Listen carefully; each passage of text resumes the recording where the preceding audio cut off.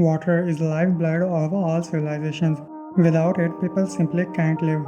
In modern history, running out of water in the United States has never been a serious issue.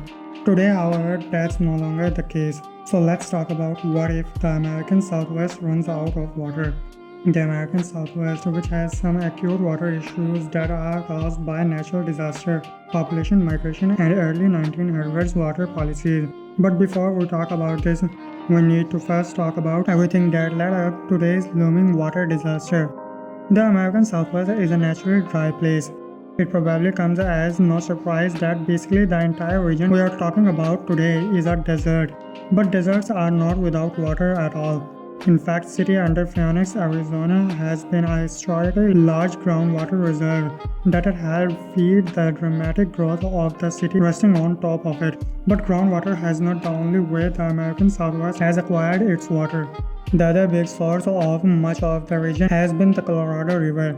This Pacific River has been so important to the entire population that 7 states had to create a legal and binding agreement in 1922 to determine who gets water from the river and how much. This agreement, termed the Colorado River Compact, divided the river into the upper basin and the lower basin. For the upper basin, the water is split into Colorado, which gets 51.75% of the available water, Utah with 23% of the water, Wyoming with 14%, and New Mexico with 11.25%. Arizona also gets a very small amount of the upper basin's water. For the lower basin, the water is split between California, which receives 58.7% of the water, Arizona with 37.3%, and Nevada with was 4%. In addition to these states, Mexico is allocated about 10% of the total volume of water from the entire river. To say that the Colorado River is heavily dependent on would be an understatement. For a while, the Colorado River does not naturally flow through any major population centers, with the exception of a relative Las Vegas states that have diverted the river in multiple ways in order to get water to areas where people actually live. Both Los Angeles and Phoenix regions, with a combined population of about 23.7 million people, draw water directly from the Colorado River. Unfortunately, the Colorado River was never intended to supply water to so many people. Back in 1922, when these agreements were finalized, the Los Angeles region had about 1.2 million people and the Phoenix region with about 100,000 people. At that time, both regions' populations were a fraction of the current population that needs water today. And of course, all of this is combined with the reality that western half of North America is undergoing a serious mega-drought. Precipitation basically every region in the West has been historically low, even the notoriously wet. And rainy Pacific Northwest has not been spared from usually long, warm and dry spells. Because the American Southwest relies primarily on the Colorado and groundwater reserves, a lack of normal precipitation hits particularly hard. This has led to previously unthought of situations that we are seeing now, such as Lake Mead being at dangerously low water levels. If Lake Mead gets much lower, the dam will no longer be able to run and Las Vegas will lose a major source of power. This would be a complete disaster for the city of Las Vegas, of course, but the entire region would also feel the added sting of the less water overall.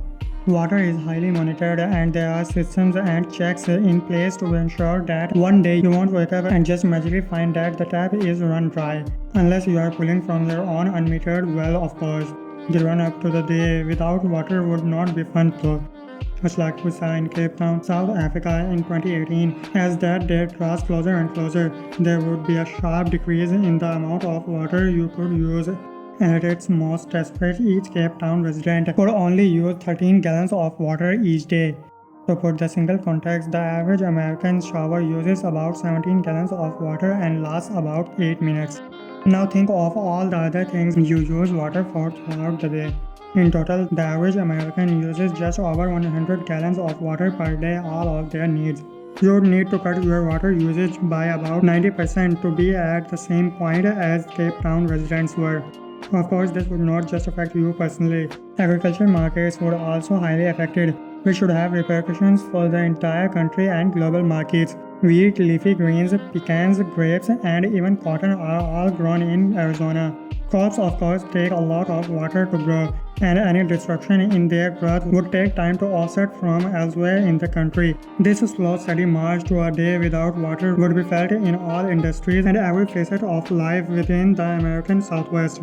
As people begin to feel the burden of less water, they are bound to look elsewhere to move. This would begin what would likely be one of the largest internal migrations in modern US history. Now, Americans are very lucky to live in such a large and varied country. While half the country is essentially under some form of dry-like conditions, the other half still has plenty of water.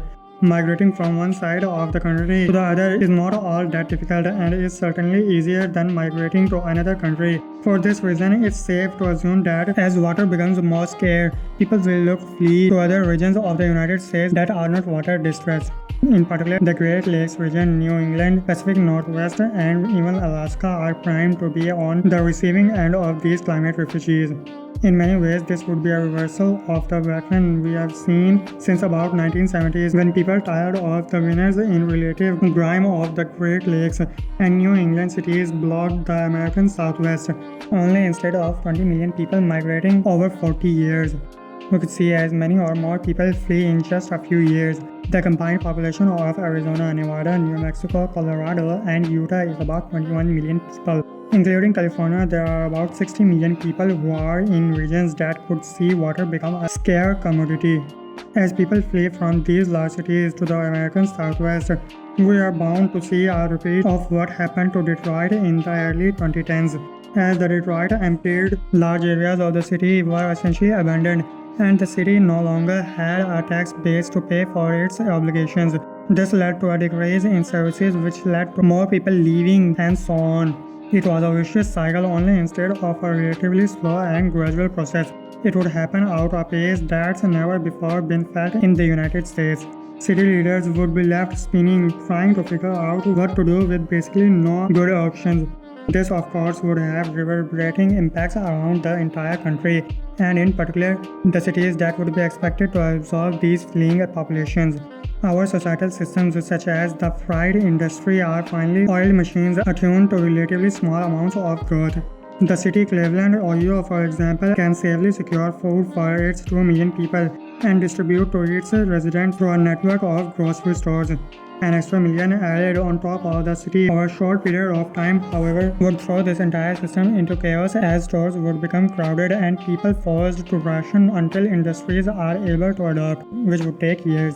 But where this would be felt most acutely would be in housing. Housing in the country has already not been able to keep up with the demand since before the Great Recession. This has led to a dramatic increase in the price of the housing and homelessness. Each year, the US as a whole has about 1.5 million homes, but much of that is already concentrated in the Southwest, the very area where people would be fleeing from. As people flee to cities in the water regions of the country, housing stocks would dry up almost immediately. Home prices would skyrocket even higher, and Depression-era shanty towns would likely pop up in every major and minor city. For a single city such as Cleveland to be expected to add hundreds or thousands of homes per year would be a monumental task that it's simply not prepared for. The other regions of the country are not ready to absorb millions of climate refugees. It would bring absolute chaos to the everyday lives of people who live in those regions today. Resources would be strained and people would be desperate. Thankfully, this specific scenario is not internet today, though there are worrying signs regarding the amounts of water available. The American Southwest won't run out of water anytime soon. That said, it's also not an impossible scenario, and it would be wise for the countries and its states to begin planning for such an outcome. The American Southwest running out of water is a very scary proposition. Everybody would be impacted by it in some capacity. Unfortunately, with the mega-drought not appearing to relevant anytime soon, the region will be beset by water issues for the foreseeable future. Thankfully, there are some very smart scientists and engineers who work to manage the area's water effectively. Hopefully, with their efforts, the region will eventually emerge from the mega-drought, better able to effectively manage their water for generations to come. So that's it for today's video. Hope you enjoyed it. Don't forget to hit that like and subscribe button. And also don't forget to comment as what should we cover next.